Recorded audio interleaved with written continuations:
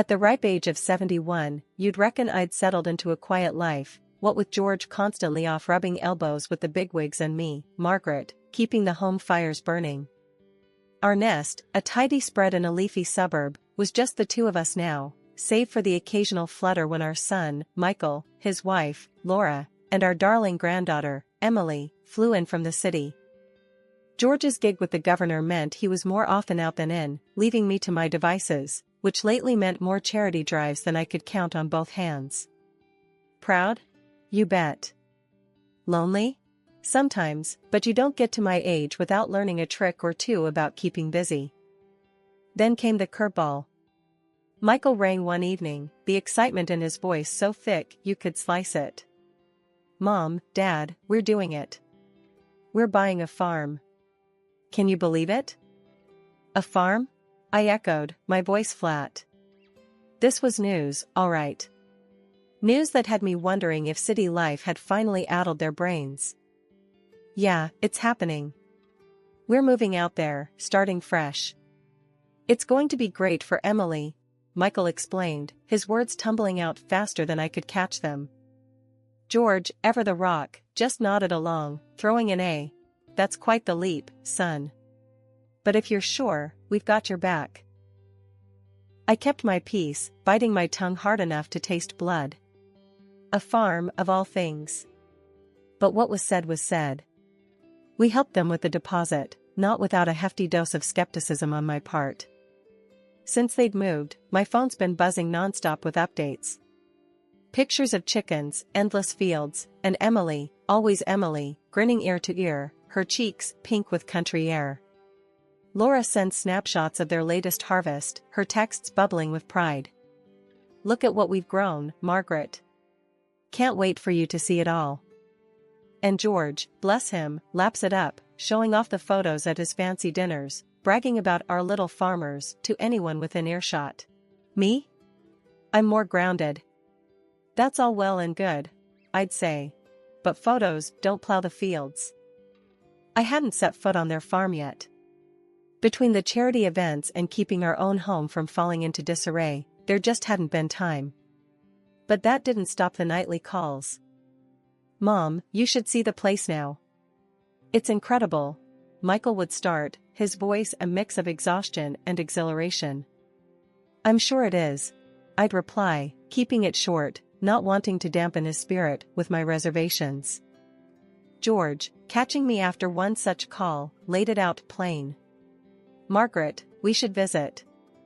See it for ourselves. It's important to Michael. I sighed, the weight of his words settling on my shoulders. All right, but I'm not sugarcoating my thoughts. If they're in over their heads, they need to hear it. Fair enough, George agreed, his hand finding mine, a silent promise of solidarity. So, we marked the calendar, a visit to the farm looming over us like a storm cloud. I couldn't shake the feeling that what awaited us was more than just fresh produce and country air. One afternoon, I started feeling a bit off. Nothing specific, just not my usual self. George noticed right away. Margaret, you're looking a bit pale. Maybe we should get you checked out, he said, his brow furrowed with worry. I brushed off his concern with a wave of my hand. It's probably just the change in weather. I'll be fine. But George wouldn't have any of it.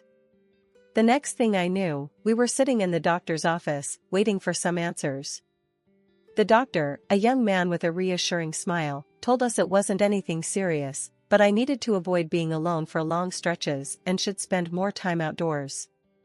Fresh air and company will do you good, he advised. The timing couldn't have been worse. George was due to leave on one of his lengthy business trips. He looked at me, his mind racing for solutions. What about staying with Michael and Laura on the farm? It's peaceful, and you won't be alone. The farm. Just the thought of it made me uneasy, though I couldn't pinpoint why. I'm not sure that's a good idea, I muttered, more to myself than to George. But George, ever the problem solver, was persistent. It's perfect. Fresh air, family, and you won't be by yourself. I'll talk to Michael. I had a long heart-to-heart with Michael over the phone. It wasn't easy. "Mom, are you sure about this? We'd love to have you, but we know how much you value your space and routine," he said, sounding hesitant. "It's not my first choice, Michael, but your father thinks it's a good idea. And the doctor did say I should be around family and outdoors more," I replied, trying to sound more convinced than I felt. Laura chimed in, her voice bright but cautious. "We can make it work, Margaret. It'll be nice having you with us. Emily will be thrilled." Their willingness to have me over tipped the scales. Despite my reservations, I agreed. "All right, I'll give it a try. But let's make one thing clear, I'm not there to be waited on hand and foot. I'll help out where I can." Packing my bags felt strange, like I was heading off to an uncertain adventure rather than my son's home. George drove me to the farm, trying to keep the mood light. "You'll see, it'll be good for you. And before you know it, I'll be back, and we'll laugh about how worried we were."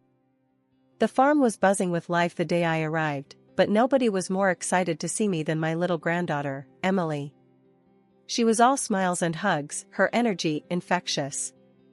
We spent our days roaming the fields, reading stories under the shade of an old oak tree, and playing games that left us both laughing until our sides hurt. Emily clung to me like a shadow, her affection clear as day. It was a grandmother's dream come true, but not everyone was basking in the warmth of our bond. Laura, my daughter-in-law, wasn't too pleased with how things were turning out. It was like a cloud had settled over the house, and you could cut the tension with a knife.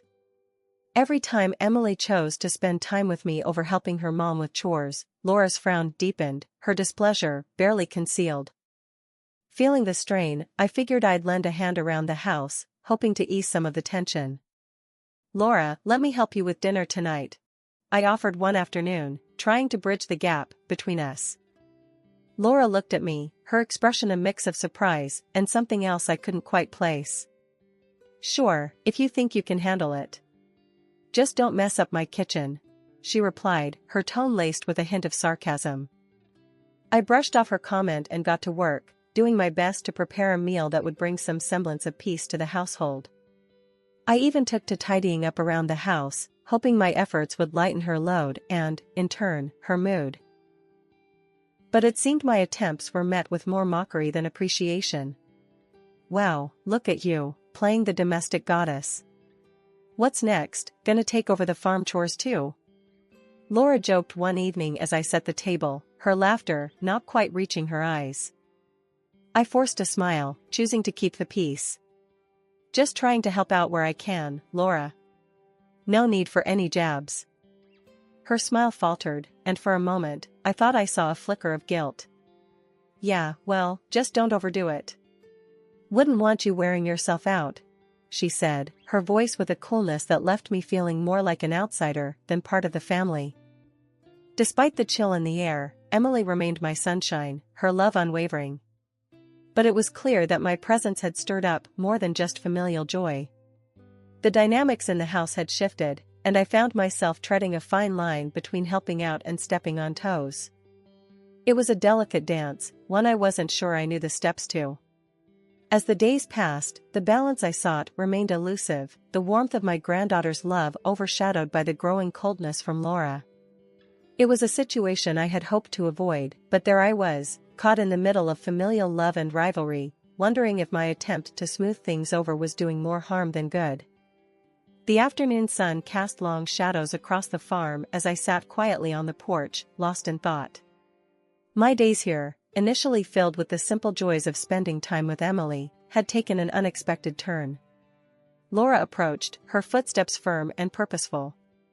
I braced myself for what I sensed was more than a casual conversation. "Margaret, we need to talk," Laura began, her tone firm, leaving no room for the usual pleasantries. She took a seat opposite me, her posture rigid. "Of course, Laura. What's on your mind?" I asked, trying to keep my voice even, despite the tension. "It's about the work around here, and your contribution," she said, her eyes not quite meeting mine. "You've been great with Emily, and we appreciate that, But there's a lot more to be done. This isn't a holiday. We're running a farm here. I felt a pang of hurt. I understand that, Laura. I've been trying to help out as much as I can. You know I haven't been feeling well, I replied, my voice tinged with a mix of frustration and disappointment. Laura's response was swift and sharp. Feeling unwell? We all have our burdens, Margaret. But we still need to do our part. It's not fair to the rest of us if you're not contributing. Her words stung, and I struggled to find a response. Before I could gather my thoughts, Michael joined us, his expression serious. Mom, Laura's right. We're all stretched thin as it is. We were hoping you'd understand the situation and help out more, Michael added, siding with Laura. I looked from Laura to Michael, feeling a deep sense of betrayal. I thought I was helping by taking care of Emily and assisting where I could. I didn't realize my efforts were seen as insufficient, I said, my voice barely above a whisper. The conversation took an even more disheartening turn when Laura mentioned money. Look, Margaret, the reality is that hosting an extra person costs money. We hadn't planned for this, and frankly, we need you to contribute financially for your stay here. I was dumbfounded. Contribute financially? I came here to be with family, not to be charged for my visit. I don't have any money with me. George handles our finances, I explained, feeling a mix of anger and disbelief. Michael chimed in, his tone apologetic yet firm. We're not trying to be harsh, Mom, but the farm isn't doing as well as we'd hoped. We're just asking for a little help to cover the extra expenses. It's only fair. The word fair echoed in my mind. Fair? Was it fair to ask me, still not fully recovered and invited as family, to pay for my presence? Seeing my hesitation, Laura offered a cold compromise. If money is an issue, there are plenty of chores that need doing. You can earn your keep that way. It's only fair, considering. The conversation left me reeling. My son and daughter-in-law's demands felt like a slap in the face, a harsh reminder that my place in this family was not as secure as I had thought. After Laura laid her demands on me, I stood there, feeling a mix of disbelief and anger boiling inside. I can't believe what I'm hearing, I said, my voice trembling not just from age, but from pure outrage. I came here to be with family, not to be extorted. I'm leaving, first thing tomorrow. Laura's reaction was swift and cold, her laugh sharp enough to cut through the tense air. Leaving, are you? And let the whole world know how the governor's right-hand man's family is falling apart. How his wife can't even stand to be with her own son and granddaughter. That should make for a juicy story, don't you think? Her words hit me like a slap. This wasn't just a disagreement, it was outright blackmail. You wouldn't dare, I gasped, the threat hanging heavy between us. Oh, but I would. Think about it, Margaret. Your precious reputation and George's, all dragged through the mud. Is that what you want? Laura's eyes were alight with a dangerous mix of determination and anger.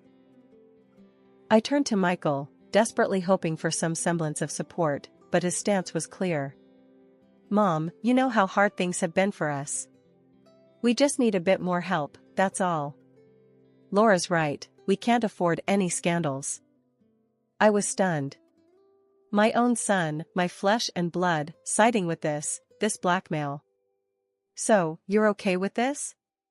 Threatening your own mother? I asked, my voice barely a whisper, laden with a mix of heartache and disbelief. Michael looked away, his discomfort evident but his resolve unwavering. It's not like that, Mom. But we have to think about what's best for the family. And right now, we need to stick together. That means doing what's necessary. The realization hit me hard. My own family was willing to use me, to threaten me, to keep me in line. The love and warmth I thought bound us were conditional, easily overshadowed by fear and desperation. That night, as I lay in a bed that felt more like a prison than a haven, my mind raced. The threat to George's reputation, the betrayal by my own son, it was all too much. But leaving now would only give Laura what she wanted, ammunition to use against us. By morning, my resolve had hardened. I wouldn't let Laura's threats dictate my actions, but neither could I abandon my family, no matter how twisted the situation had become. "I'll stay," I declared over breakfast, my voice firm. "But not because of your threats, Laura. Because this family, however broken, is still my family." Laura's smirk said it all. She thought she had won. But for me, this wasn't about winning or losing anymore. It was about protecting what little was left of our family's dignity, even if it meant enduring more of this bitter situation. The days that followed were some of the hardest of my life. I threw myself into the farm work, not just to prove Laura wrong, but to find some semblance of peace in the physical labor. It was a way to distance myself from the emotional turmoil, to turn my back on the blackmail and bitterness that had tainted my relationship with my son and his wife. But with every passing day, a part of me mourned the loss of what I had once believed my family to be. The realization that love and respect could be so easily overshadowed by desperation and greed was a bitter pill to swallow. And as I worked alongside those who had threatened and betrayed me, I couldn't help but wonder if the bonds of family could ever truly be mended. After Laura realized her threats had me cornered, she didn't hold back anymore. It was like living with a drill sergeant. "Margaret, the kitchen won't clean itself, and those clothes won't wash themselves either." She'd bark orders as if I were a new recruit rather than family. Days turned into a cycle of endless chores. My only respite was time spent with Emily, my granddaughter, whose innocence and love were like a beacon of light in a steadily darkening world. But even those moments were fleeting, overshadowed by Laura's relentless demands. Gone were the days of self-care and leisurely shopping trips. My reflection became a stranger, one who looked worn and much older than her years. Fatigue became my constant companion, dragging me down further each day. One evening, mustering the little energy I had left, I tried to reason with Michael. "I can't keep up with this pace. It's too much." "I'm not well," I pleaded, hoping for a sliver of understanding. But empathy was in short supply. "Mom, we're all tired. Laura's just making sure we keep the house running. Try to see it from our side." Michael's response was dismissive, his patience thin. My health continued to spiral. Eating became a chore, and every step was a battle. Laura's realization that her free labor was now incapable of even the most basic tasks finally prompted action, but not out of concern. Fear of accountability for their treatment of me led them to rush me to the clinic when I could barely stand. The doctor's assessment was grim but not surprising. "She needs to be admitted immediately. Her condition is serious," he announced after a thorough examination. Laura's reaction was telling. "Admitted? But we need her at home. Can't she just get some medicine and rest there?" Her concern wasn't for my well-being but for the loss of a helping hand. Michael, finally sensing the gravity of the situation, interjected. "Laura, this is serious. Mom's health comes first." As I lay in the hospital bed, the weight of my situation sank in. Removed from the farm's oppressive atmosphere, I realized how much I had endured and at what cost. Laura's dissatisfaction with my hospitalization, Michael's belated defense, and my own battered health painted a clear picture of how far things had gone awry. In that hospital room, decisions were made. I couldn't return to the farm, not after everything. It was a moment of clarity bought at a high price, a realization that sometimes, the cost of staying is far greater than the price of walking away. George walked into the hospital room, his face a mix of concern and shock. "What happened to you?" he asked, barely recognizing the frail figure before him. I tried to muster a smile, but it was hard. "It's been tough, George. The farm, it wasn't what we thought." George turned to Michael, his voice hard. "Explain, now." Michael shuffled his feet, looking anywhere but at his father. "Dad, we were struggling. The farm's a mess. We thought Mom could help, but we didn't force her, I swear." George's gaze then fell on Laura, who had been standing quietly by the door, her daughter in tow. The look in his eyes was enough to send her scurrying out of the room, murmuring something about needing to check on something. Turning back to Michael, George's anger was palpable. Not force her?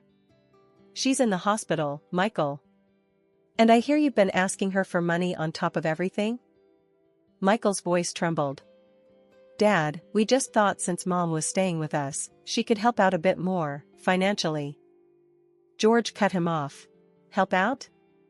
I've been sending money to cover her expenses, and then some. Over $5,000, Michael. Where did that money go? I was stunned. You did? George, I had no idea. George's face softened as he looked at me. Of course, I did. I wanted to make sure you were taken care of. He then faced Michael again, his decision clear. I'm cutting off the financial support. And I want a refund for the money I sent. This was a mistake. Michael looked like he wanted to argue, but one look at his father's face, and he knew it was futile. I understand, Dad. George turned back to me, taking my hands gently in his. I'm so sorry, love. This was my idea, thinking it would be good for you. I didn't know it would turn out like this. I could see the pain in his eyes, the guilt he felt for putting me in this situation. It's not your fault, George. You couldn't have known. He leaned down, kissing my hands, a gesture of love and apology.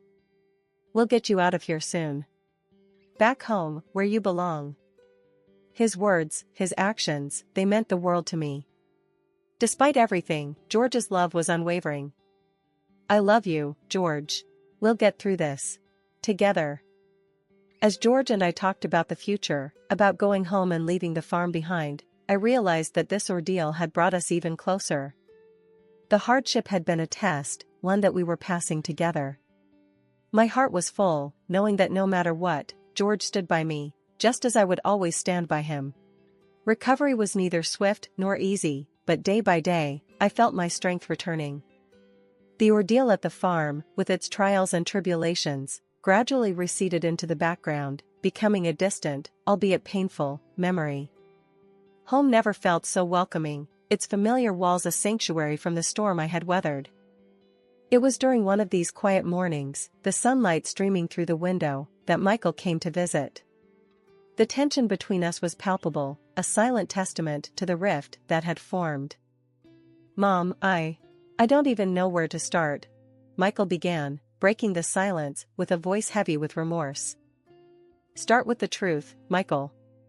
It's a good place as any, I replied, setting my cup down, bracing myself for what was to come. He sighed, a deep, soulful sound that spoke volumes. The farm, it's gone.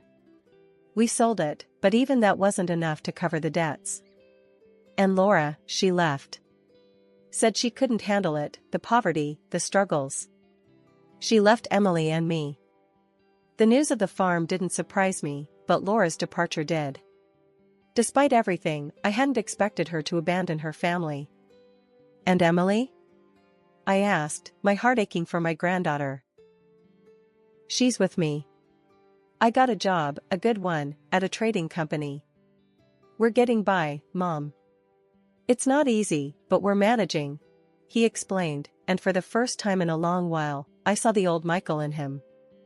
Michael, I won't pretend to understand all your choices, but know this, Emily will always have a home with me. And you, we have a lot to work through. Now I can't forgive you, I said. He nodded, relief and gratitude mingling in his expression. Thank you, Mom. That means more than you know. One day, out of the blue, Laura called. I need money to come and see Emily. You can spare some, can't you? Her voice, once so commanding, now carried a hint of desperation. The audacity of her request took me aback. You think you can just walk back into her life after abandoning her? No, Laura. Emily doesn't need a mother like you. That was the last I heard from her. As for me, life has settled into a comfortable pace. My days are filled with little joys and the company of those I love. Emily's visits are the highlight of my weeks, her laughter a constant reminder of the resilience of the human spirit. Despite the trials, I've found contentment. The path wasn't easy, and the scars remain, but looking at Emily, I'm reminded of the hope that tomorrow holds. Forgiveness for Michael is a bridge yet to be crossed, but with time, perhaps we'll get there. For now, I cherish the peace and satisfaction of a life rebuilt, a testament to the enduring strength we possess within.